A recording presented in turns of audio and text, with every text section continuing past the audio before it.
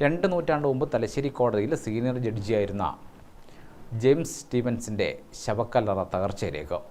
തലശ്ശേരി കോട്ടയ്ക്ക് സമീപമുള്ള ഇംഗ്ലീഷ് പള്ളിയോട് ചേർന്ന സെമിത്തേരിയിൽ ചെങ്കൽ ഉപയോഗിച്ച് നിർമ്മിച്ച കല്ലറയുടെ ഒരു ഭാഗം പൂർണ്ണമായും തകർന്നു. ചെറിയ മരത്തിൻ്റെ വേരുകൾ ഇറങ്ങിക്കഴിഞ്ഞ മഴയിലാണ് കല്ലറയ്ക്ക് നാശം നേരിട്ടത്. 1827 ജനുവരി 21 58-ാമത്തെ വയസ്സിൽ മരണപ്പെട്ട ജെയിംസ് സ്റ്റീവൻസൺ തലശ്ശേരിയിലെ വെസ്റ്റേൺ പ്രൊവിഷണൽ കോർട്ടിൽ സീനിയർ ജഡ്ജിയായിരുന്നു. തലശ്ശേരി കോട്ടയ്ക്ക് പിന്നിൽ സെന്റ് ജോസഫ്സ് സ്കൂളിന് സമീപമാണ് ഇംഗ്ലീഷ് പള്ളിയും ചരിത്രം സ്പന്ദിക്കുന്ന സെമിത്തേരിയും. ഇവിടെയാണ് ജെയിംസ് സ്റ്റീവൻസൺ ഉൾപ്പെടെയുള്ള ചരിത്രത്തിന്റെ ഭാഗമായ പലരും അന്ത്യവിശ്രമം കൊള്ളുന്നത്.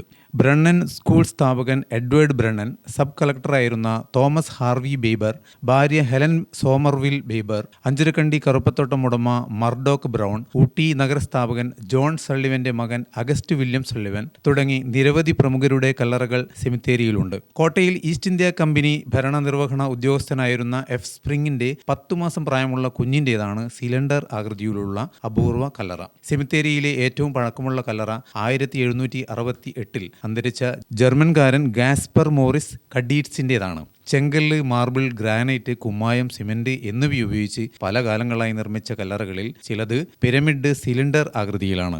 സെമിത്തേരിയിലെ തകർച്ചാ ഭീഷണി നേരിടുന്ന മുഴുവൻ കല്ലറകളും അതേ തനിമയോടെ സംരക്ഷിക്കപ്പെടണമെന്ന് തലശ്ശേരി നഗരസഭാ ചെയർമാൻ കാരായി ചന്ദ്രശേഖരൻ പറഞ്ഞു. ഇതിനായി നഗരസഭ വേണ്ടത് ചെയ്യുമെന്ന് അദ്ദേഹം പറഞ്ഞു. കോടിയേരി ബാലകൃഷ്ണൻ ടൂറിസം മന്ത്രിയായപ്പോഴാണ് പൈതൃക ടൂറിസം പദ്ധതിയിൽപ്പെടുത്തി ഇംഗ്ലീഷ് പള്ളിയും സെമിത്തേരിയും നേരത്തെ നവീകരിച്ചത്. ഗ്രാമിക ന്യൂസ്, തലശ്ശേരി.